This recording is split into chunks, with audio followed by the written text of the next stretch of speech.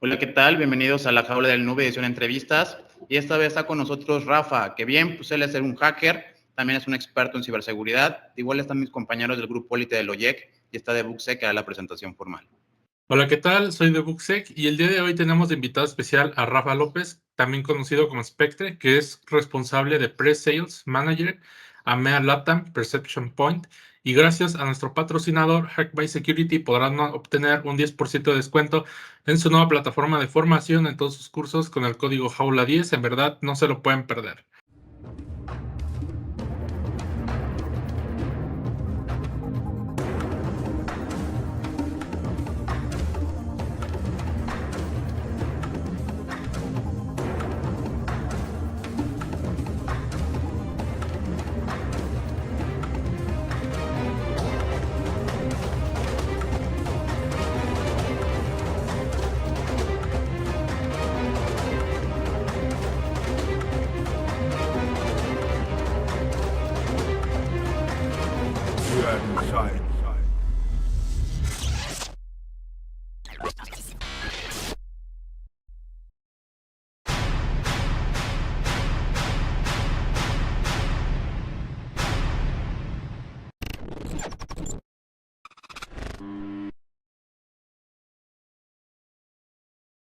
Osinteros y osinteras, gracias a nuestro patrocinador Cyber Hunter Academy, con el código LAJAULA podrán obtener un 10% de descuento en su curso OSINT para principiantes. Y ahora ya se encuentra disponible el curso de análisis de phishing con técnicas OSINT.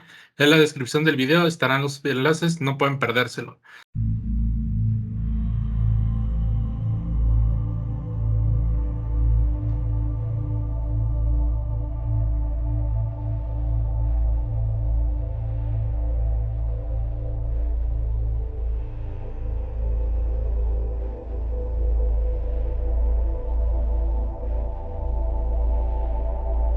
Bienvenido, Rafa, ¿cómo te encuentras el día de hoy? Hola, muy buena. Bien, bien. Bueno, bien del todo, ¿no? Ya sabéis que he estado un poquito enfermito estos días, pero bueno, bien, recuperándome, a tope. Qué bueno, Rafa. Pues ahora te queremos hacer la primera pregunta obligada, que es ¿desde qué edad iniciaste en esto de la informática? Bueno, bueno. Pues iniciarme con la informática yo creo que cuando tenía en el año 89, 90 aproximadamente, con 9, 10 años, con un primer ordenador IBM PS2 que tenía de aquella. Y luego ya a nivel más profesional, a partir del año 2000, con mi primer 2001, con mi primer CCNA versión 2.0. Pero ya ha llovido, ha corrido tiempo. Demasiado años. ¿Cómo fue el inicio de tu pasión por el mundo del hacking y la ciberseguridad? Bueno, pues yo empecé en la parte de redes, o sea, yo empecé realmente en la parte de networking, en la parte de informática pura, yo digo con el CCNA, con los primeros ordenadores, IBM, 386, etcétera. Y luego, bueno, pues a través y además lo digo siempre en las conferencias, una vez que vi Matrix, cuando vi la primera escena en la que Trinity lanza una Nmap, dije, por fin, alguien que lanza algo de verdad y no teclea como un loco, cosas sin sentido. A partir de ahí, realmente, fue cuando ya intenté meterme más en la parte de ciber, con los primeros ataques de Pink Floyd, cuando alguien tenía DSL y el otro tenía 56K y podían lanzarle cositas muy básicas a través del IRC.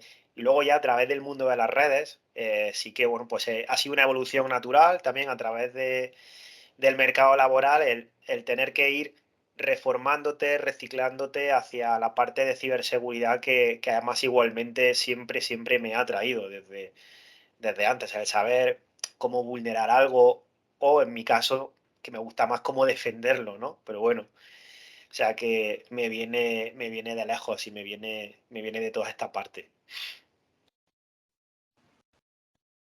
Querido Rafa, qué placer, che, tenerte acá.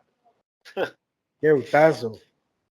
Después de habernos dado un abrazo en persona, ha sido genial, mi hermano querido. La verdad que Sí, la verdad que sí. ha sido genial conocerte ahí en el evento de Hacken. Por cierto, saludo a nuestros queridos amigos de Hacken, que la pasamos genial.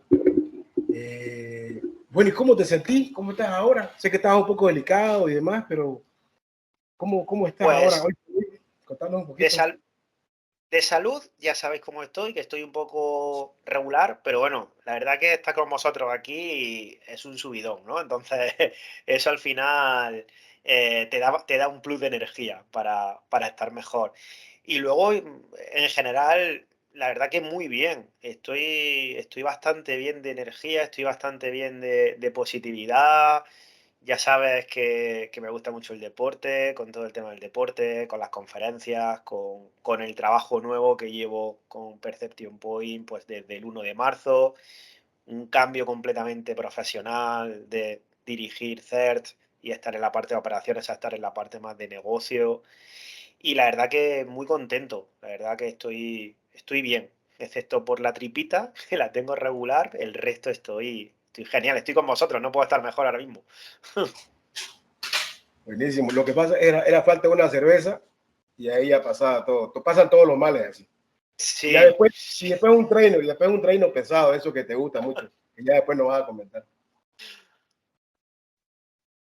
Bien, Rafa, yo te quiero hacer una pregunta que, bueno, pues ahorita está sonando ya por todo el internet. De hecho, yo creo que empieza a ser como muy agresivo el aspecto que se tiene contra la inteligencia artificial.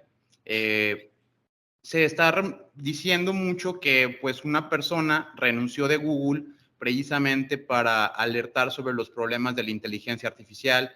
También por ahí ya se habían juntado algunos líderes de opinión a nivel tecnológico, como lo es Elon Musk y demás, pues para supuestamente frenar la inteligencia artificial, pero pues parece que pues no hacen mucho caso o como que dicen frenarla, pero al mismo tiempo sacó otra empresa de inteligencia artificial nombrada X. Entonces, pues en esta carrera por la inteligencia artificial, ¿cuáles crees que puedan ser los contrastes con respecto a la ciberseguridad, tanto para bien y como para mal? ¿Y qué veremos? ¿Qué crees que pueda resultar de todo esto? Independientemente de si la frenan o no la frenan, que yo ya lo veo bastante lejos de la realidad, eso de frenarla. Hay inversiones multimillonarias y creo que la última vez que estuve viendo esto, ya son más de 150 millones los que se le está invirtiendo OpenAI en el último año. O sea, seguramente no van a dejar esta idea. ¿Cuáles crees que puedan ser las amenazas y también las ventajas positivas en el mundo de la ciberseguridad? Pues la verdad que es un tema súper, súper apasionante todo el tema de la IA, ya no solo en el mundo ciber, sino en general, a nivel global.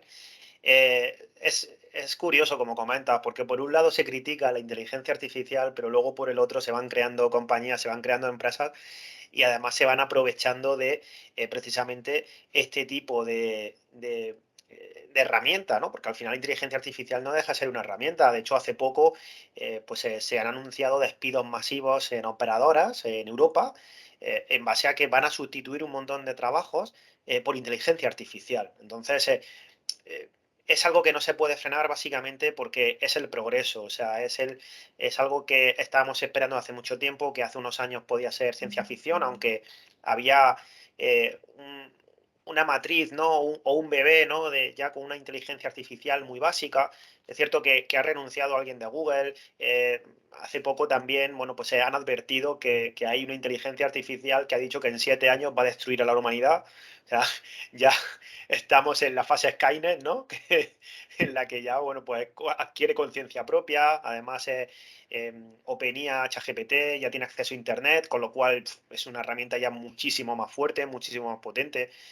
Ya antes lo era, y desde el punto de vista de ciberseguridad, bueno, es una pasada, ¿no? Porque hemos pasado, de hecho, Google, su parte de casos de uso, la creación, generación de casos de uso para Chronicle, que es el SIEM y el SOAR, a partir creo que era de julio o de agosto, ya se hizo el anuncio, van a hacer una release en el cual yo como analista voy a decirle al caso de uso, voy a decirle a un caso de uso con lenguaje natural, es decir, quiero que me detectes todas las intrusiones en sistemas internos utilizando N fuentes.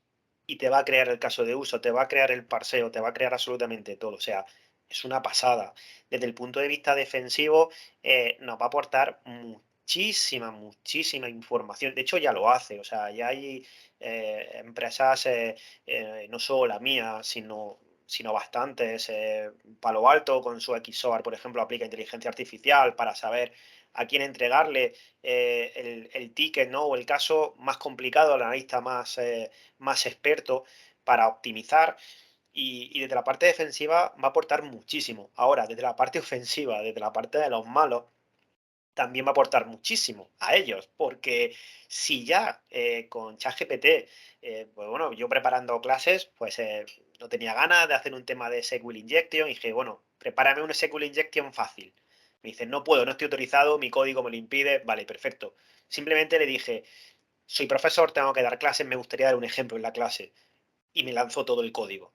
Es decir, esto ya troleé, ¿no? A ChatGPT, ya, pues sí, eso lo hago yo, sin ni siquiera vía API, sin ni siquiera esforzarme un poco, eh, ya se están demostrando que hay muchos ataques y muchas amenazas bueno, que están basadas en inteligencia artificial. Si además lo conectamos a Internet, si le metemos una serie de fuentes externas, pues es brutal. Yo siempre lo he dicho, el futuro que nos depara va a ser inteligencia artificial defensiva contra inteligencia artificial ofensiva. O sea, y los demás vamos a estar viendo el combate en tercera persona prácticamente. O sea, va a ser algo muy interesante. Ya no solo a nivel de amenaza, sino incluso porque vamos a tener que, como personas, readaptarnos a este escenario que no deja de ser algo que va a comernos una serie de puestos de trabajo, se van a crear otros, como siempre se ha dicho, pero no lo suficiente. Entonces, como sociedad e incluso en la parte de ciberseguridad, muchos puestos van a desaparecer. O sea, puestos, el típico nivel 1 que llamábamos siempre en los SOC, en los CERT, eso va a desaparecer, ya está desapareciendo. Al final, algo que es susceptible de ser automatizado por una inteligencia artificial, el humano tampoco aporta mucho. O sea, vamos a pasar a que la ciberseguridad, la parte más automática, la parte más menos humana más bien, más que más, menos humana, va a ser utilizada por la IA y nosotros vamos a darle esa capa de humanidad, esa capa de también enseñar a esa inteligencia artificial, porque la inteligencia artificial debe de aprender de algún sitio, como un niño. Entonces, al final, no, una inteligencia artificial es como un bebé, va recogiendo diferentes fuentes de datos, igual que yo, un libro, igual que vosotros buscáis artículos por internet y nos vamos formando, pues obviamente nosotros vamos a tener que formar a esa inteligencia artificial, darle las fuentes necesarias y sobre todo no solo una parte técnica, sino una parte para aquí, que me parece muy importante, que es una parte ética y filosófica. O sea, que eso ya entramos en un ámbito bastante desconocido por ahora para nosotros. Muy bien, y hace un momento nos dijiste que a ti te gusta más defender, ¿no? Estar en la parte del Blue Team. Correcto. Pero muchos de los que hemos tenido aquí en el podcast, de los invitados, pues son Red Team. Les encanta mucho lo que viene siendo la seguridad ofensiva, incluyéndome a mí. Me gusta bastante todo eso, como más destruir, la destrucción. Pero a ti, ¿por qué te gusta más este lado del Blue Team, de la parte más defensiva? Bueno, alguien tiene que defender. O sea, ahora no sé, me encuentro mucho alguien tiene que defendernos de vosotros y más que de vosotros, de los malos, porque al final eh, vosotros sois hackeréticos, o hacker directamente, porque es que yo estoy muy cansado de que en las noticias, en medios de comunicación, se hable que los hackers han vulnerado algo, que los hackers han atacado. Los hackers al final eh, son profesionales de ciberseguridad que encuentran vulnerabilidades y bueno, o pueden explotarlas o pueden reportarlas, pero no van a hacer daño. Los otros se llaman cibercriminales, ciberterroristas, y tienen una motivación completamente diferente. A mí me gusta defender precisamente por eso, es decir, a mí no me gusta defender para ir contra el Red Team. El Red Team me ayuda a mí a defender mejor. De hecho, yo tengo que aprender técnicas ofensivas si quiero saber cómo defender. O sea, si a mí me vienes con un tanque como en la vida real y no sé qué tipo de bala disparas, ¿cómo voy a poner un muro que pueda parar esa bala? Es decir, tengo que aprender técnicas ofensivas, no al nivel que tenéis vosotros o que tienen otros profesionales, otros compañeros, pero sí que me gusta defender por eso, por defender de la parte de cibercrimen, por la parte de ciberterrorismo, porque no deja de ser como si fuésemos los policías, ¿no? De internet, ¿no? O sea, a mí mi hija me dice muchas veces, estás capturando malos. Me hace un poco ilusión, ¿no? Porque realmente es así. O sea, estamos defendiendo no solo organizaciones, que pueden ser empresas, etcétera, sino también muchas personas. Cuando a una persona como nosotros nos quieren robar 1.000, 2.000, 3.000 euros, dólares o N pesos en vuestro caso, nos hacen un daño personal enorme. Entonces, alguien tiene que defendernos, ¿no? De esta gente que mora por Internet, que muchas veces hemos dicho, bueno, es Internet, es la vida digital, ya, pero es que la vida digital a día de hoy es la vida. Es decir, tenemos nuestras cuentas en el banco, tenemos que protegerlas, alguien tiene que protegerlo. Entonces, es esa motivación, es la motivación de poder defender a alguien, a mí mismo y obviamente a los que me rodean y poder incluso difundir este conocimiento para que la gente sepa concienciarse y sepa más de nuestro sector y que realmente lo que hay en el mundo digital nos afecta en nuestra vida diaria. Entonces esa es la motivación. Yo sé que le gusta mucho porque yo soy profe y la gente primero me dice, yo quiero atacar. Bueno, espera, tranquilo. No todo el mundo vale para atacar. Tienes que tener unos conocimientos de programación, scripting, etcétera. Una motivación diferente. Todo el mundo últimamente quiere ser hacker y pentester y la parte ofensiva, pero a mí me gusta mucho la parte defensiva porque al final yo siempre he estado jugando desde pequeños juegos de estrategia tipo Age of Empires, StarCraft, etcétera, y la parte defensiva tiene una parte estratégica brutal. Es decir, igual que la parte ofensiva tienes tu parte estratégica, pero la parte defensiva además va cambiando con el tema ahora, por ejemplo, de la IA o los modelos Zero Trust, donde no confías en nadie. Esa parte de estratégica también es algo que engancha y me encanta. De hecho, fijaros, tengo el escudo del Capitán América, o sea, no puede haber un defensor mejor. ¿Sabes qué, querido Rafa? La verdad, yo comparto en su totalidad lo que decís. Yo soy de la parte también de que le gusta defender. Y somos los que más llevamos, ¿no? No te digo lamentablemente, de hecho es una gran oportunidad, porque lo que llevamos, aquí decimos como a bombo de barra brava, lo bueno es que aprendemos también. Aprendemos mucho del comportamiento de los malos, aprendemos, ¿qué te puedo decir? No tanto sus vectores de ataque. A mí lo que sabes que me gusta mucho aprender es cómo está pensando. Porque él puede automatizar sus procesos para hacer un ataque, tiene su hermenéutica, pues, ¿no? Cómo empiezan, por dónde van, etcétera. Ahora, a mí lo que me gusta es el hecho de, cuando ya no le funciona, ¿qué hace? ¿Yo qué hago? Entonces, y vos estás observando de palco, cuando tenés tu honeypot, por ejemplo, tu honeypot, vos los observás, los atletas cómo están queriendo arremeter, y eso es excelente para poder capturar tráfico, la parte de redes que vos comentás, me encanta, lo comparto muchísimo, se puede ver mucho ahí en los logs también, pero más allá de eso, ¿sabes qué? No me preocupa. Yo viendo todo esto ahorita con lo que comentó también Héctor, lo que no es que se está descontrolando, ¿sabes qué pasa? Que esto es como una carrera. Pienso que estamos como en una carrera de que todo el mundo quiere sacarle el provecho y el jugo a la IA, ¿no? Y eso es lo que comentaba no hace mucho con una persona, me decía, pero ¿para qué voy a usar inteligencia artificial? Porque para todos los oyentes hay muchos que todavía no entran en ese contexto. Yo primero los invito a que piensen qué es inteligencia y qué es artificial. Son dos conceptos clave. Al entenderlo uno, ya ahí nos vamos a dar cuenta de qué es lo que estamos hablando. Si bien automatizando tareas, procesos, etcétera, en realidad reemplazarnos no. Lo que yo creo que va a hacer es ayudarnos con ciertas cosas, con ciertos temas banales. Hablemoslo en el tema de Red Team, Blue Team. yo puedo automatizar ciertos procesos para que me haga análisis de tráfico, me bote quién me está haciendo una persistencia en X puerto, quién está queriendo escalar privilegios, bla, bla, bla, bla, y que me bote los datos que yo necesito, me genere curva, etcétera. Perfecto. Ahora, más allá de eso, yo me pongo a pensar, querido Rafa, ¿vos crees? Mira, te voy a compartir un pensamiento y voy a pensar en voz alta.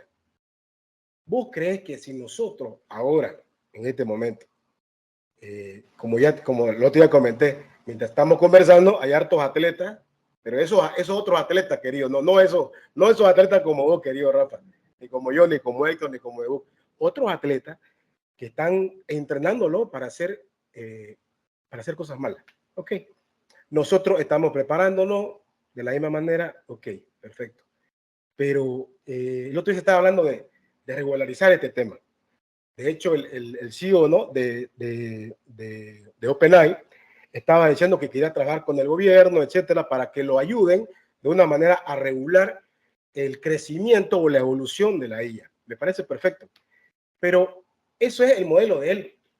No nos olvidemos que ya está BART, incontrolable, ahora Microsoft, ¿no? Entonces, y por no decir otros que también se han bajado no te voy a decir la API, porque otra cosa es la API y otra cosa es el modelo, ¿no? Que hay muchos modelos GPT que te lo puedes tener en tus servidores en una máquina virtual con 8 GB de RAM y dos cores, listo, vuela eso. Y podés estar entrenándolo, solamente necesitas TensorFlow, Python y ya está. Y empezás a jugar con él. Ahora, imagínate, como no hay ahorita, hoy por hoy, no existe una regularización. Y no creo que la haya también a tal. ¿Vos qué propondrías vos? ¿Cómo abordemos este tema? Vos, querido Rafael, como en la parte defensiva, ¿cómo podríamos aportar, no técnicamente te digo, de una manera más, tampoco normativa ni compliance, no sé, una opinión netamente personal, cómo podríamos apoyar y vos qué pensás netamente, cómo vos podrías o qué propondrías vos para que tengamos un poco, no digo de control, sino que sepamos manejar esta situación o sepamos preparando. ¿Qué opinás? Pues la verdad es lo que hablaba antes un poco también, en la parte en la que ya entramos en la parte más filosófica, ¿no? O humana de la parte de la IA, de lo que nos viene. A mí me gusta mucho lo que has comentado, el tema de que yo puedo automatizar una serie de procesos, pero luego al final hay un humano detrás, ¿vale? Por eso yo soy uno de los fervientes admiradores en que entren personas como psicólogos y criminólogos a la parte de ciberseguridad, gente que entiende el comportamiento humano, porque al final un cibercriminal es una persona que tiene una serie de patrones, piensa de una manera y efectivamente yo puedo automatizar una serie de procesos, pero es que el humano se comporta de esta manera y nos van a estudiar. Luego yo puedo automatizar el ataque, efectivamente, pero la ingeniería social, eso, la inteligencia artificial va a estar interesante el entrenamiento que se le haga. Yo creo que lejos de las regulaciones, lejos de toda la parte de compliance, bueno, ya Isaac Asimov en sus libros hablaba de los psicólogos de robots, de los psicólogos que trataban de ayudar a las inteligencias artificiales. Entonces, bueno, las leyes de la robótica, etcétera, etcétera, pero carreras como filosofía, ética, humanidades, todo este tipo que entiende el comportamiento humano, deben de participar en el crecimiento de la IA. Deben de aportarle esa capa de humanidad a la inteligencia artificial, porque si no, al final va a ocurrir que la inteligencia artificial, bueno, de hecho está ocurriendo, porque hay una serie de pruebas. La inteligencia artificial al final se va a basar en una serie de datos brutos, no tiene conciencia, no tiene humanidad, ¿vale? Llamadlo humanidad, llamadlo alma, temas filosóficos los que queráis, pero este tipo de carreras que al principio estaban muy alejados de nosotros, ¿no? Que somos tecnológicos, somos de ciencia, y esta gente son más de letras, yo creo que deben de participar en esta parte, en este progreso, porque son los que van a entrenar esa conciencia de la inteligencia artificial. Hay un ejemplo que se hizo en Estados Unidos para cribar currículums y resulta que los currículums siempre salían personas blancas de poder adquisitivo muy alto, Y luego se dieron cuenta que, claro, es que los datos que tenía la inteligencia artificial que discriminaba los currículum estaba descartando a personas de clase media-baja, porque, claro, vivían más lejos de la oficina. Además, normalmente la clase media-baja resultaba que en este ámbito, en el que creo era Nueva York, bueno, pues eran de diferentes nacionalidades que no eran, o diferentes etnias que no eran la típica que suele vivir en Central Park. Las mujeres las iban descartando porque cogían más bajas por tema de maternidad, etcétera, con lo cual pues estaba teniendo unos sesgos que nosotros como humanos normalmente solíamos tener. Entonces, eh, esa parte de regulación pueden participar los gobiernos, pero si los gobiernos o cualquiera de nosotros tiene unos sesgos y entrena a la IA con nuestros sesgos, la IA va a actuar como nosotros actuamos. Es que yo lo comparo igual que un bebé, es decir, si yo a mis hijas le enseño hacer cosas malas, ¿cómo van a ser de mayores? Es decir, tendremos que enseñarle pues de una manera natural, es decir, y para eso necesitamos la parte técnica, perfecto, maravillosa, pero una parte ética, el típico problema de a quién salvo, al señor mayor o al niño en la vía del tren. Ese tipo de problemas morales tiene que saber resolverlo la inteligencia artificial para que sea útil para nosotros, porque si no, simplemente se va a ser un algoritmo que va a acabar destruyéndonos, porque va a acabar definiendo que la humanidad es un cáncer para el planeta y nos va a eliminar, que es lo que dijo una de las inteligencias artificiales. Dijo, es que la humanidad es el peor del peor de los problemas para que el planeta sobreviva, con lo cual hay que eliminarla. Yo creo que deberíamos de ir por ahí, deberíamos de, además de las Oye, pero, regulaciones, claro, pero que te corte. ¿Sabes qué? sí, Algo que me hiciste pensar súper rápido, que si no se me va la idea. Eh, Prompt Engineering. Lo que pasa es que todo el mundo habla, ¿no? Ingeniero en prompt, todo el mundo hace ese contenido sobre eso. No quiero abordar mucho porque es un tema muy amplio. Me gustaría hasta que deberíamos cambiar el concepto. Me agarro de la parte que dijiste, por ejemplo, necesitamos criminólogos, necesitamos psicólogos, necesitamos muchas profesiones que puedan enseñar o de una manera dar instrucciones correctas a estos modelos que se están entrenando. De pronto no tenemos que usar ingeniería porque de alguna manera ingeniería en realidad es el ingenio, pero normalmente lo relacionamos con una carrera en ingeniería, con una área en la ingeniería, ¿no es cierto? Que en realidad son todas, porque todos utilizamos ingenio para realizar todos los días algo, ¿no es cierto? Pero me gustaría más especialista en optimización de comandos para la IA, por decir así, o si no, un especialista en desarrollo o un arquitecto de interacciones o, no sé, experto en mejora de los, qué sé yo. O sea, la idea, no sé qué piensan ustedes al respecto y vos sobre todo, querido, de pronto el concepto, la palabra esa, porque esa palabra etiqueta. Porque yo hablando con un médico, con un arquitecto, hasta un ingeniero civil, me dice, ¿y yo qué carajo le voy a enseñar a un modelo de inteligencia? O sea, ¿cómo es eso que las instrucciones, que no sé qué? Es que muchos se preguntan. Y el tema es ese, ¿no? No tenés que entender el binario ni el cubi, simplemente tenés que entender cómo podemos interactuar con estos modelos de lenguaje automatizado o de lenguaje supervisado, modelos de inteligencia artificial supervisados, para que nos den el resultado y de acuerdo a esos parámetros que le demos, existen ciertos límites, ¿no? No sé, de pronto, ahora que lo estaba diciendo, acabo de atar ese hilo. ¿O qué pensás de eso? Perdón que te interrumpa. sí, o sea, al final para que sea útil para nosotros, basta, es lo que acaba de comentar, es decir, un ejemplo muy claro es, yo creo que el que comentaba, que lo vi hace un par de semanas cuando hizo Google el anuncio, que comentaba, es decir, con lenguaje natural, para un 100 voy a crear casos de uso hablando. Es decir, le voy a decir al SIEM qué caso de uso quiero y qué tipo de detección necesito. Pues imagínate para el médico, imagínate para el ingeniero civil, para ese arquitecto. Es decir, no es... si yo tengo que darte ya demasiados datos, pues al final es una automatización, ¿no? Una herramienta, pues, ¿vale? Que me va a ayudar a reducir la carga de trabajo. Pero si yo voy a ser capaz de decirle, como tenemos muchas veces para las imágenes, que tenemos ya muchas imágenes de IA, decirle, pues mira, necesito realmente una fotografía donde salga una persona de esta etnia, con estas características, con este fondo, etcétera, etcétera.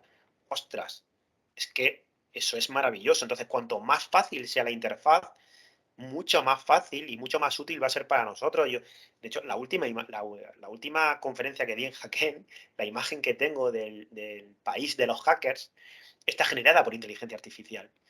Yo le dije, literalmente, necesito una imagen que defina un país globalizado y gestionado por ciberdelincuentes, hackers y cibercriminales, con ambiente futurista. Y me soltó una imagen que prácticamente es la que yo estaba imaginando en mi mente. Eso es increíble. Eso es increíble. Entonces, ese tipo de carreras, ese tipo de roles que estás comentando son fundamentales. Al final, esto es como todo. No es lo mismo tener una interfaz user-friendly, ¿no? Como solemos decir, que lanzar los comandos a capón, que al final tienes que currarte un poco más. Tenemos que hacerlo accesible a todo el mundo, pero ojito con hacerlo accesible a todo el mundo. Que ahí es donde entramos en la parte de los malos. Ahí es donde esos son los grises, esas son las fronteras en las que hay que moverse, en las que, cuidado, porque tú lo has dicho, vía API puedo hacer muchas cosas, pero yo es que me puedo bajar el cerebro y puedo entrenarlo como yo quiera. Entonces, ostras, hay que tener, yo no soy muy fan de hacer controles, ¿vale? Ni de la vigilancia global, ni de este tipo de cosas, porque todavía creo un poco en la humanidad, pero sí que hay que poner límites o normas a determinadas cosas, porque al final, si esto es algo que puede acabar siendo un arma de destrucción masiva, porque puede llegar a serlo en las manos equivocadas, pues tenemos que ponerle coto, tenemos que enseñarlo de alguna manera y obviamente ponerle freno. Y ponerle freno es complicado, ¿vale? Porque esto, como decimos en España, es ponerle puertas al campo. Pero algo tenemos que hacer, obviamente. Y ese tipo de roles que comentaba yo, que comentabas tú, pues son fundamentales. Bien, para mi siguiente pregunta, también hablando de temas y de áreas grises, va a quedar muy bien. Pues viendo precisamente lo que hace la empresa para la cual laboras hoy en día a detalle, me he dado cuenta que ofrecen muchas cosas que ciertamente podrían ser hasta conceptos avanzados. ¿A qué me refiero con esto? Por ejemplo, la mayoría de las personas tienden a decir de, pues me voy a cuidar o me voy a proteger, ponte un antivirus, ponte un firewall. O sea, la verdad, seamos honestos, hasta ahí llega, vamos a ponerle un 60 o 70% de los administradores en sistemas de, pues ponte el firewall o ponte el antivirus, pero no van a saber de esto de business mail compromise, account takeover, N-day exploits, zero-day exploits, next-gen dynamic scan, clear verity, zero false positives. O sea, ya estamos hablando de que hay a veces unos conceptos de protección que realmente, pues, por ponerlo de alguna manera, son muy efectivos y pueden servir a gran escala, incluso a gobiernos o a naciones, pero no están al alcance de cualquier mortal o de cualquier persona en el área de sistemas, ni siquiera en el área de ciberseguridad. Por más que estés muy, muy informado, a lo mejor a nivel local, pues te alcanza para incluir ciertas protecciones, cierta calidad o software open source, quizá un poco de software privativo, pero no te puedes poner una licencia que haga holistic coverage en mi casa, por así decirlo, o mi oficina, que me va a costar quizá $100,000. ¿A qué quiero llegar con esta pregunta? ¿Tú qué opinas precisamente de esto, de que la ciberseguridad se está volviendo, pues sí, es una industria muy avalada y todo, pero solamente al alcance de algunas personas, al alcance de algunos gobiernos, donde la ciberseguridad ya no es un derecho o ya no es algo que puedas tener por default en los productos, sino se va a volver algo en donde, pues bueno, tienes pastita, tienes algo de dinerito, tu protección va a llegar al 80%. Tienes excesivo presupuesto, 90%. Ah, pero pues estás pobre o no tienes mucho dinero para inversión, pues te vas a quedar ahí con el Clama B, el antivirus gratuito, que a lo mejor no te sirve para nada. Entonces, ¿qué opinas de la gran inversión que ahora requiere a algunas empresas o gobiernos el meter ciberseguridad y qué contraste nos podría dar pues con esta brecha tecnológica, hablando de lo mismo, en lugares como África? O sea, podemos a lo mejor tener un Dubái que está protegido y que tiene su ciberseguridad al 100%, una España que va al 80%, un México al 60%, pero pues a lo mejor una África que no tiene ni siquiera antivirus, ni tiene nada de protección. ¿Cuál es tu opinión al respecto? Pues me encanta la pregunta, Héctor, porque yo soy muy de democratizar todo, ¿vale? Y cuando digo democratizar todo es que se ha luchado mucho en muchos países, en España también, para que, por ejemplo, Internet sea algo básico, como la electricidad. Porque si no, no puedes competir a igualdad de condiciones, por ejemplo, para conseguir un trabajo o para hacer tu vida diaria. Entonces, igual que hemos democratizado la conexión a Internet, que incluso ya es un derecho, ¿no? Por ley en muchísimos países que te garanticen una conexión a Internet para no estar alejado, el siguiente paso es la ciberseguridad, ¿vale? Porque la ciberseguridad, efectivamente, esto es como, esto es como todo, ¿no? Es decir, yo puedo contratar una seguridad privada para mi casa, puedo contratar una alarma y efectivamente, si yo soy inmensamente rico, bueno, voy a tener una seguridad impresionante. Ahora, hay una policía nacional, hay un ejército protegiéndome para que a mí por la calle, cuando vaya por la calle, la gente no me estafe, la gente me robe y la gente me haga algo malo. Pues igual debería de ocurrir en estos casos. Es decir, en España, por ejemplo, está Incibe, que está haciendo un trabajo brutal y súper bueno, con campañas de concienciación, tratando de apoyar al ciudadano, también a las empresas, pero sobre todo al ciudadano, que es como decía, es el más expuesto. Vosotros imaginaros, nosotros vamos por la calle, y nosotros por la calle tenemos miedo, bueno, igual depende del barrio, sí, ¿no? Pero nosotros normalmente vamos por la calle teniendo miedo de que alguien nos diga, me debes una factura, o este dinero, o sea, es decir, que nos vayan engañando, o nos vayan a punta de pistola, o a punta de navaja, o de lo que sea, a atracar. No, pues nosotros deberíamos de sentir lo mismo. Independientemente de si estoy en Europa, en América o en África, debemos sentir lo mismo, sentirnos seguros de hacer nuestra vida diaria, tanto en la vida en persona, ¿vale? Como en la vida digital, con nuestro avatar digital. Alguien tiene que protegernos, tiene que haber una, llamémoslo una policía de Internet, ¿vale? Alguien que como mínimo nos garantice unos mínimos que cuando yo tengo un smartphone venga seguro de fábrica. Ahora, ¿le conviene al fabricante, en este caso de un país asiático, que venga seguro de fábrica y que yo examine los puertos y las conexiones y de pronto vea que todos mis datos están yendo a determinados sitios y a determinadas empresas y se las venden a terceros? Es que igual a lo que tenemos que irnos es a la fuente, y la fuente son los fabricantes de tecnología que tienen todos nuestros datos y no les interesa que haya una protección básica, o al menos desde mi punto de vista, una protección básica para todo el mundo, porque al final, si yo soy muy restrictivo, mis datos no van a salir. ¿Qué ocurre cuando navegamos y no damos permiso a todas las cookies? Que nos muestran muchas veces páginas que están incompletas. O si tenemos adblocks, tenemos bloqueadores para anuncios, etcétera, nos dicen, no te voy a mostrar el contenido que tú quieres porque tienes un bloqueador. Es decir, no puedo obtener tus datos, que al final es lo que nos vale en Internet. Entonces, yo creo que este es un punto que tiene bastante miga y bastante chicha, porque yo soy de los que sí, tenemos que tener seguridad todos. Pero ¿a quién le conviene que tengamos seguridad todo? ¿Le conviene a los fabricantes de telefonía o a los fabricantes de tecnología que venden nuestros datos directamente de fábrica? O sea, simplemente yo coger este smartphone y de fábrica ponerme la cuenta de Google y que directamente hay veces que ya dices, es increíble, he pensado en un viaje y me está diciendo destinos. Es que tenemos que plantearlo de esta manera. Claro, obviamente, si yo pago muchísimo, voy a tener un sistema súper bastionado. Pero aquí ya hablamos de clases sociales también en el mundo digital. Entonces, yo estoy completamente de acuerdo en lo que has dicho. Es decir, alguien tiene que protegernos por defecto en todo. Tiene que haber un policía de Internet, ¿vale? Llamémoslos así, básicamente. Alguien que vele por nuestros derechos.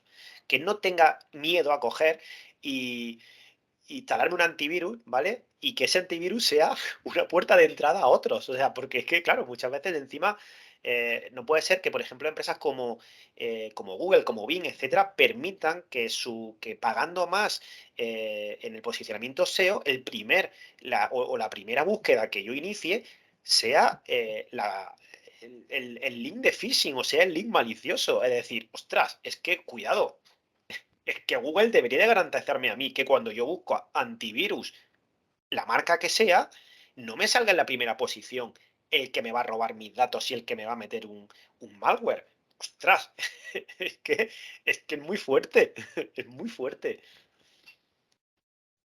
Muy bien, pues en la entrevista pasada bueno, en la jaula pasada, que tuvimos con unos Black Hats, que justamente así le pusimos, ¿no?, de título Black Hats y White Hats, salió el tema de los honeypots en esa jaula, y yo les pregunté que cómo ellos se daban cuenta, ¿no? Cuando estaban cayendo en un honeypot o para detectarlo, etcétera. Y ellos me dijeron que se daban cuenta cuando realizaban un escaneo y había demasiados puertos abiertos. Entonces decían así como tipo, bueno, pues esto es sospechoso, etcétera, o incluso que en Nmap tiene como un script, ¿no?, para detectar tipo honeypots, etcétera. Pero ¿cómo se podría llegar a configurar quizás para que estos ciberdelincuentes o estos black hats no se den cuenta que están cayendo ante un honeypot? Pues mira, precisamente, y bueno, aunque aquí meto un poco de cuña comercial, ya que Héctor ha mirado nuestra página y ha dicho varias cosas, nosotros, por ejemplo, lo hacemos con inteligencia artificial. Es decir, tratamos de entender precisamente lo que decíamos antes, tratar de entender al enemigo, ¿no? De cómo piensa, es decir, ostras, pues si ellos lanzan una serie de Nmap que saben que yo con una sandbox voy a tener N puertos abiertos, pues voy a tratar de detectar estas tácticas de evasión de defensas, ¿vale? Que ya además están también en Mitre, están catalogadas, y mediante inteligencia artificial y sistemas bastante complejos. Y hablo, pues nosotros, por ejemplo, lo hacemos a nivel de hardware. Es decir, vamos directamente a detectar los 0 days basándonos en el comportamiento del 1 y el 0. Entonces, tratamos de engañar al que trata de engañarnos. Como haciéndolo el escenario lo más real posible. Por decirlo casi que metiendo una sandbox dentro de otra sandbox para parecer que es algo real. Aún así, obviamente, la seguridad 100% no existe. Y siempre van a ir por delante ellos antes que nosotros. Simplemente por un tema de coste. Porque si las soluciones de seguridad son caras, es por una razón. Es porque el cibercrimen mueve mucho dinero. Y entonces tienen una serie de recursos prácticamente ilimitados para tratar de vulnerarnos. Entonces nosotros vamos realmente, todavía no estamos en la parte, creo yo, proactiva, en la de, ostras, estos de aquí me están haciendo puertos, me están haciendo un escaneo de puertos, me están haciendo una serie de movimientos laterales, se están evadiendo la defensa de esta manera, me han pillado. O sea, no estamos en la fase proactiva de decir, te voy a pillar yo a ti. Estamos jugando un poco al gato y al ratón. Entonces es muy complicado. Es muy complicado porque yo sé cómo piensan ellos, pero es que ellos saben cómo pienso yo. Entonces, al final esto es un trabajo súper, súper laborioso. Ya te digo que nosotros, por ejemplo, en la compañía donde estamos ahora, en Perception, lo hacemos a nivel de hardware. O sea, es una barbaridad el hardware que tenemos para hacer ese tipo de detecciones de malware avanzado, bastante complejo, súper complejo, porque es que ellos son capaces de hacer de todo. O sea, es que vemos cada día técnicas y tácticas nuevas que son increíbles. Va a haber un momento en el que la matriz de Mitre sea infinita, por lo que no nos va a caber en la matriz actual, que cada vez hay más TTPs, cada vez más complejos, porque al final esto es un poco, ¿no?, como la imaginación humana, pues eso es. Hablábamos antes, ¿no?, del ingeniero que tiene el ingenio, pues efectivamente aquí es el ingenio. Y el ingenio para defender, pues es complicado. Nosotros, ya te digo, lo hacemos a nivel de hardware con una serie de sandbox muy avanzada que lo que hace es, en el momento en el que detecta, ¿vale? Esto lo puedo decir porque lo digo también en las demos a los clientes, ¿vale? Pero en el momento en el que detecta una táctica de evasión, nosotros lanzamos una táctica de anti-evasión. Es decir, no, ¿te crees que esto es un engaño? No es un engaño. Esto es una máquina de verdad. Y de hecho te lo voy a hacer en un Intel, te lo voy a hacer en una AMD, te voy a hacer sandboxing del programa específico, del software específico que estás tratando de suplantar al máximo posible. Es la única manera a día de hoy que realmente está funcionando. Pero hablamos de segundos, es decir, tienes que hacerlo en segundos y en muy poco tiempo, porque si no, como decías, los compañeros de Red Team, todos estos Black Hat, White Hat, etcétera, se dan cuenta y dicen, mi script automático se está dando cuenta que tú me estás lanzando algo. Entonces, hay que afinar muchísimo en ese sentido. La verdad que queda es un camino largo por recorrer, ¿no? Y querido Rafa, y en toda tu experiencia, ¿cuál ha sido, has tenido a vos alguna vez, no sé, pues, cómo te puedo decir, algún momento, alguna experiencia, algún incidente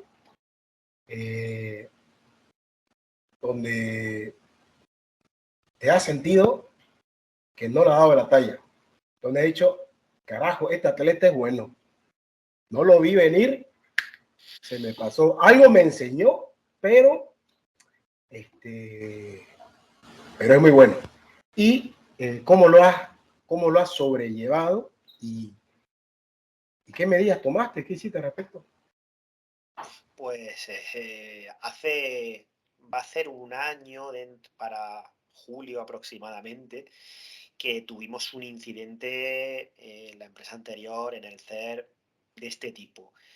Y la verdad que hubo un momento en el que dijimos, es que nos han destruido. O sea, nos han destruido, ¿vale? A nosotros no, a un cliente.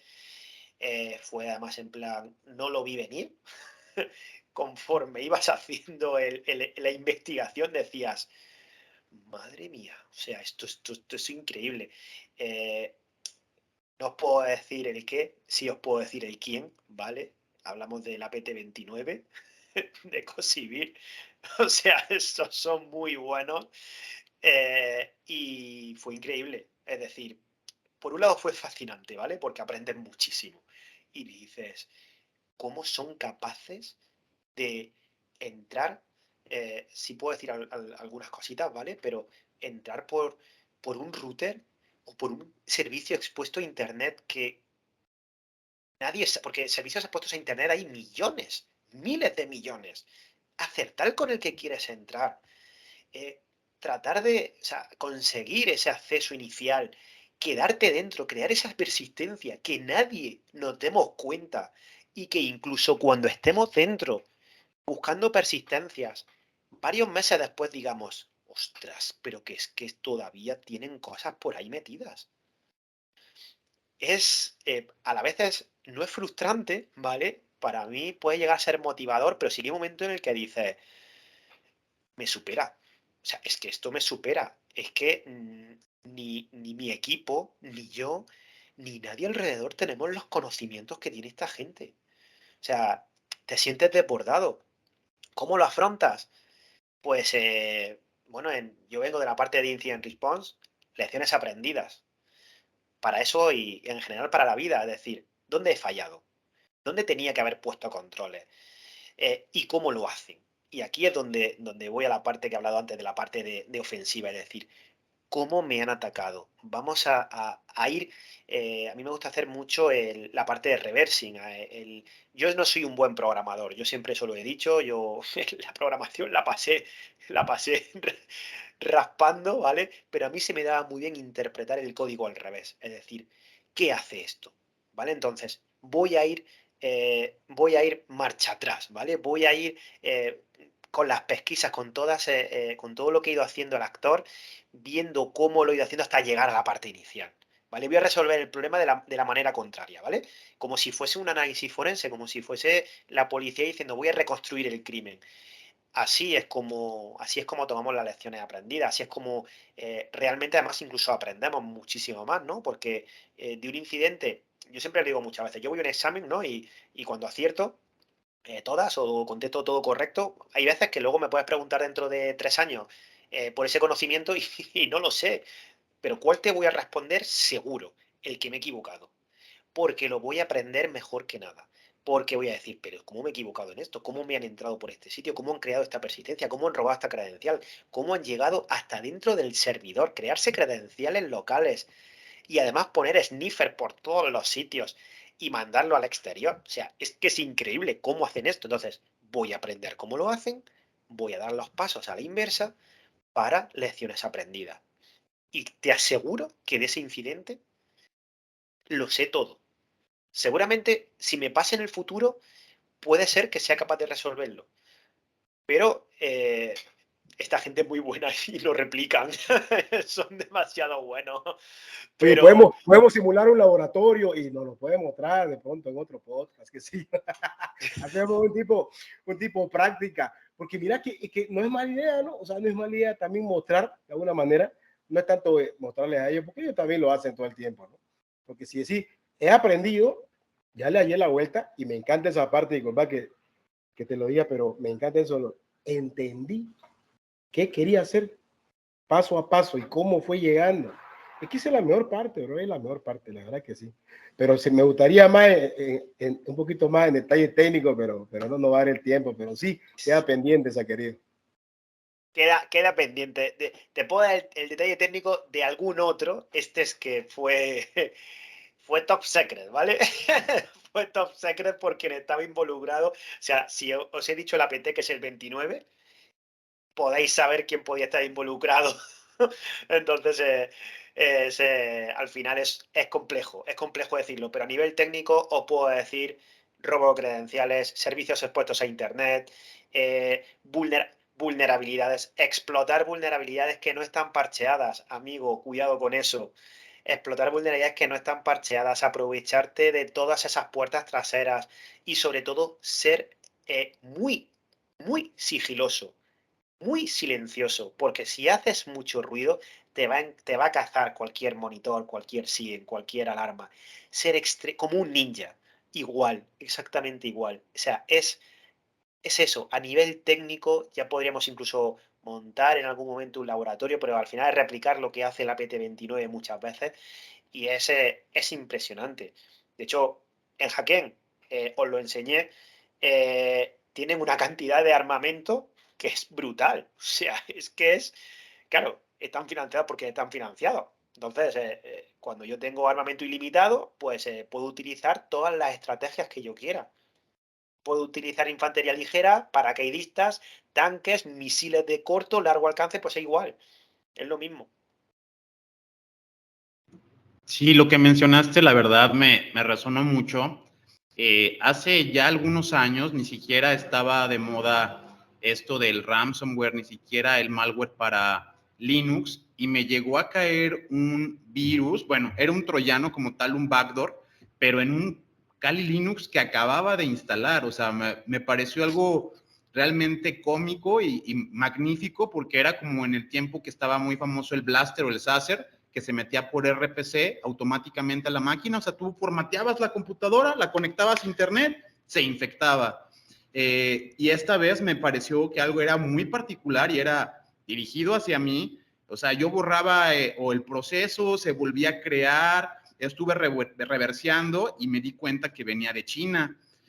Como dices tú, creo que llegaste a algo que es muy clave, que es precisamente el mencionar a estos grupos de APT o a veces de dónde salen las amenazas, que uno está pensando que es ahí un chavito ahí jugando Fortnite y que vive en la casa de sus padres, y te das cuenta que es una organización criminal que tiene apoyo de 7, 8 países y que tienen agendas muy precisas para ir por cierta industria de healthcare, ciertos datos de la industria de telecomunicaciones, incluso algunos tienen esta pues gran magnitud de lo que yo he visto, que es infectar directamente a los fabricantes para poder alterar el firmware, y cuando ya venga este firmware, este router o esta cosa que ya compraste, la prendes los foquitos por primera vez y ya viene infectado de fábrica. Esto realmente es algo sorprendente. Y la pregunta ahora va dirigida a algo que a mí me ha llamado mucho la atención y ha sido mi objetivo de estudio durante ya casi 1 año y medio, que tiene que ver con esto del Active Defense o el famoso hackback. Antes el hackback, que es, pues tú me hackeas, yo te hackeo de regreso.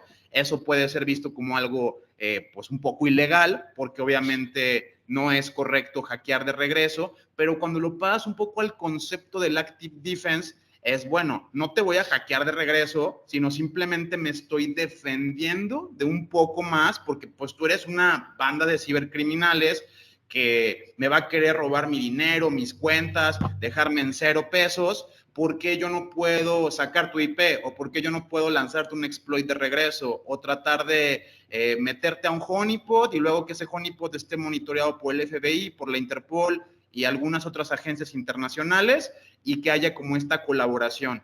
¿Tú qué crees que esté pasando? ¿Nos falta algo a nivel cultural? ¿Puede ser también algo generacional de que quizá pues los nuevos talentos o ahora los chicos hackers no ven quizá el mundo como nosotros lo vemos? ¿Por qué atacar y no defender? ¿Por qué existen las personas que generalmente en el mundo del hacking, como lo mencioné en un artículo, de 10 personas que se acercan a nosotros como organización, que de antemano saben que somos o tenemos fines éticos, todo el día me llegan más de 15 propuestas de trabajo, 20, que tengo que rechazar porque son hackear Face, hackear WhatsApp? ¿Qué está pasando con esta situación en el mundo? ¿Tú crees que es cultural? ¿Es la falta de leyes o la falta de que metan algunas personas a la cárcel para que sirva de ejemplo? Y sobre todo, quiero dirigir un poco la respuesta a qué opinas tú de esto de Active Defense y hackback. O sea, fuera de que sea legal o ilegal o un área gris, es algo que desde mi punto de vista considero que pues podría dar como esta lección al hacker de pues no me meto porque me pasa algo. Pongo siempre el ejemplo de la reja eléctrica, ¿no? O sea, un bandido a lo mejor pues que no sabe que está electrificada la reja, intenta meterse a tu casa a robar y pues termina electrocutado. Esto yo lo veo como algo pues que no debe de ser visto tan malo. ¿Cuál es tu opinión? Pues es muy interesante.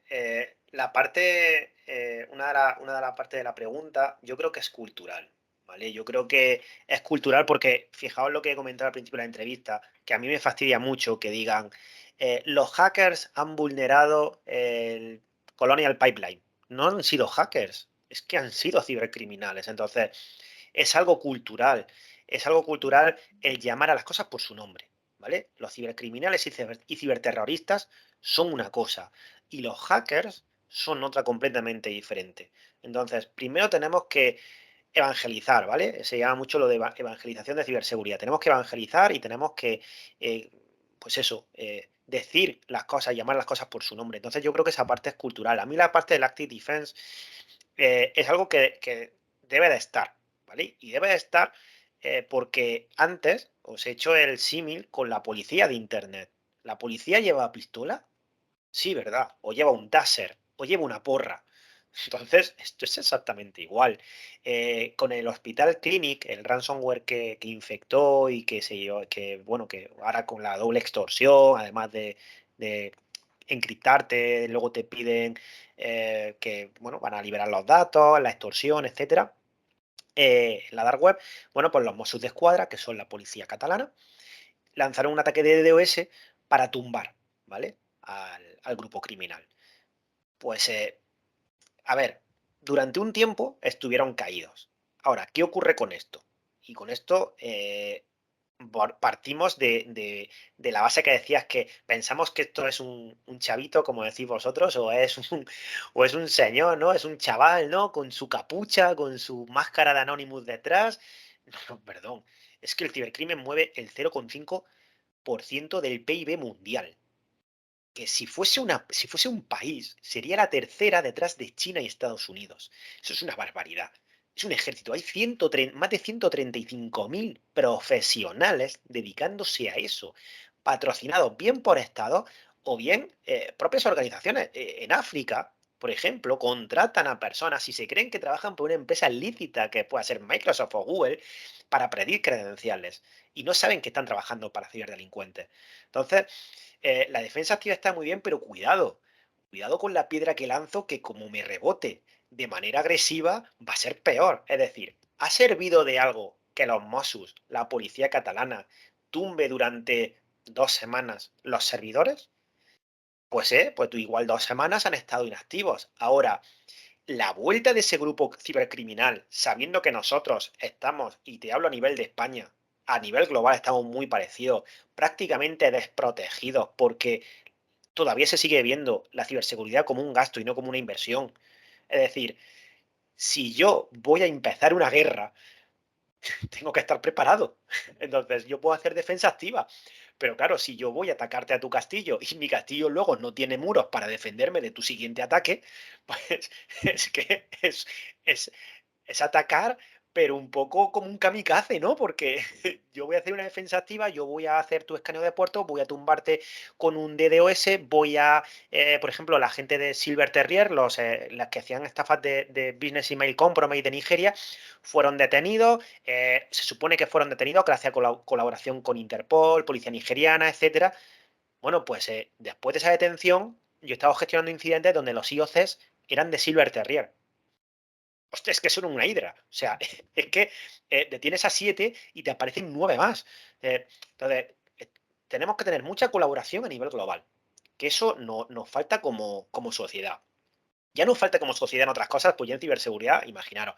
Y luego que si yo voy a hacer un Active Defense, ojo con el Active Defense. Primero el Defense, ¿vale?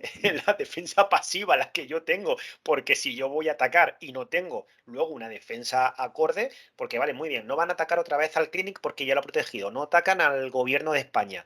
Pero no te preocupes, pues que voy a atacar al ayuntamiento pequeño, como ha ocurrido hace poco otra vez, un ayuntamiento pequeño que ha dejado sin nóminas y sin pagar a todos los funcionarios públicos.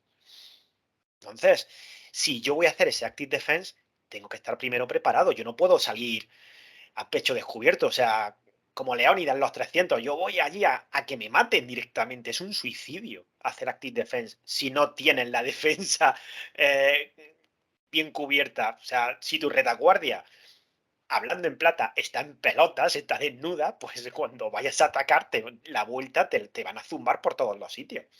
A mí me gusta el Active Defense y para mí es defensa propia. Es decir, igual que un policía para defenderte tiene que utilizar su arma, o incluso tú mismo puedes defenderte de alguna manera. Es como si yo que hago un arte marcial, pues no pudiera utilizarla para poder defenderme.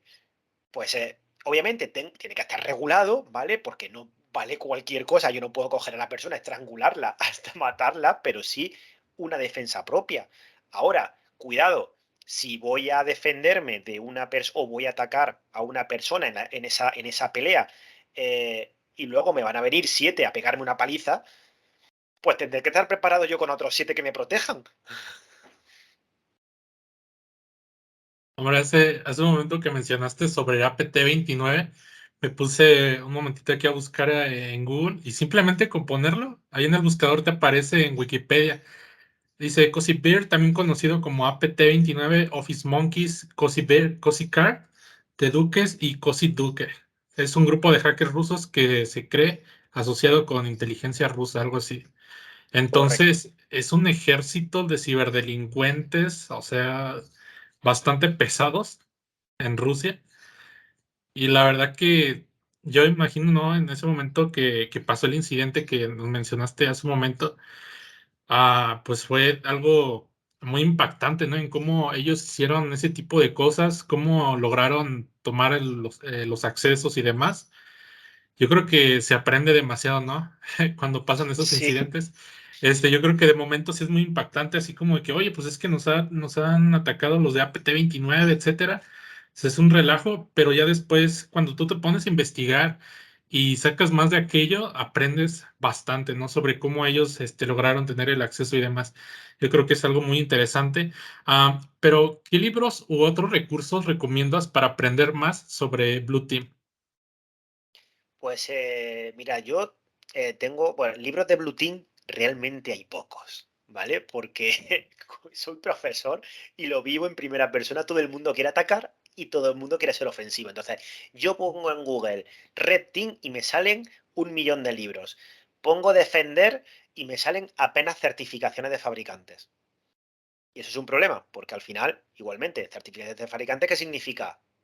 Show me the money o no aprendes.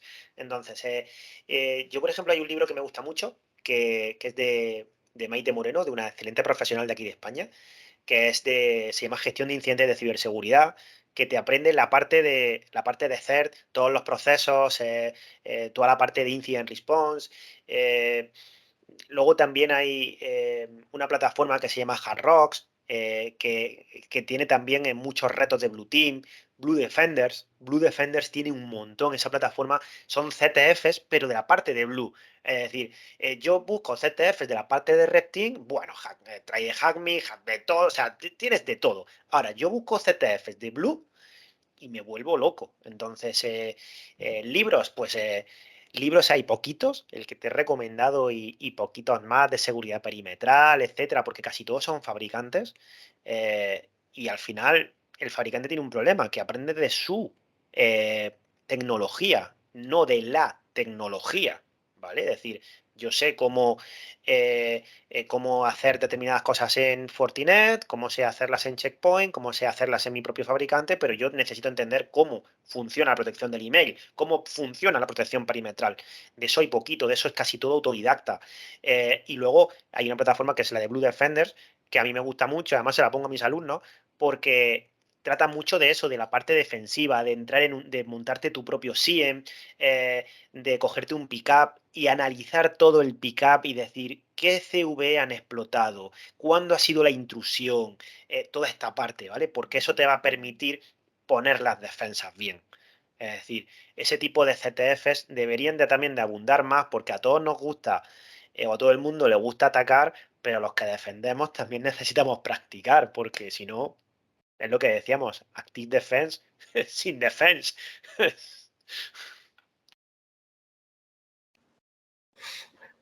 Es correcto.